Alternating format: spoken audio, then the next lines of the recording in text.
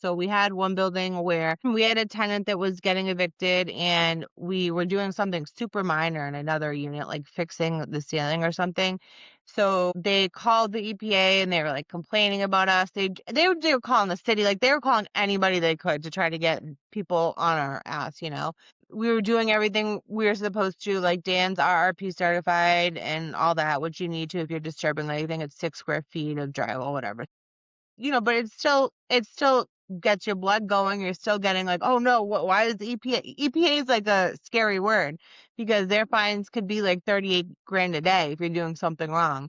So, I mean, they did do investigation. They're fine with, you know, what we were doing. We did it correctly, so it wasn't a big deal. But you always want to make sure, like, if you could find out like what has gone on with the building previously, so you know if like there's someone that's got an agency that's maybe had been watching the building or there was issues before. We've had a tenant that we inherited that turned out to be a pedophile. So those are all like risk scenarios. You know, if for example you don't know that and you're going to rent, you list your apartment for rent, I mean that's all public in a public database. So you're going to potentially lose out on renters who want to live there, especially if they have like a small child, because now they're looking at that as, you know, they don't want to live in that building. So those are all like I would say like indirect issues that you or red flags that you want to know about and kind of dig a little bit deeper than just the surface level of like do the numbers work, like what's the area, what's going on with the building, has there been any previous issues that you,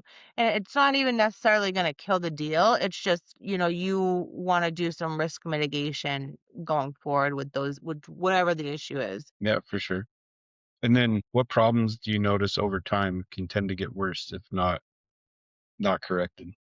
Just being unorganized or disorganized, like not having like your checklist, your scope of work, and not building systems as you go. I think as you go, when you see problems, if you could try to automate or get a system implemented every single time you do another project, you're going to be a little bit better off. So it might not be building an entire system from day one before you've ever done anything, but it's as you go and you get experience, you can see where you could, you know, get better at certain areas and building out your systems with bad tenant situations. You know, for example, when I visited that potential property and the guy opened the door with a gun, didn't want to deal with me, that's something that, you know, is going to get worse over time. So I'm probably like walking away from those certain deals. Um, And then another one's like just neighborhood decline signals too. Like you turn the, I'll use the neighborhood over here as example. When you turn the street, now you can see a little crack like in Washington. It's very common because you can get RVs for free off Facebook Marketplace and that shit. So you'll see like a little crackhead RVs parked along the shoulder of the street wherever they can fit in, they get in, and then they just use the outside or surrounding of the RV as their dumpster. So like there's just a fucking well, pile of trash around the RV. Um, and then they just pull off and they go park somewhere else and do it again over and over again. And you'll like out here we'll have a couple different metal scrap yards, and then all the junkies and stuff will stay in the surrounding neighborhoods and streets on the sides to be able to steal your shit and then go recycle it in the next morning. oh my God. So you always get little petty theft and all that shit around there. It tends to be. You're pretty good at picking out neighborhoods, aren't you, Kate? No, I need Dan. I still can't figure this one out. I'm gonna admit some weaknesses. So I, for some reason, end up buying houses next to sober living houses. So yeah, my tenants don't love that. They, you know, there's a lot more activity in a sober living house if you have been, if you're familiar with them at all.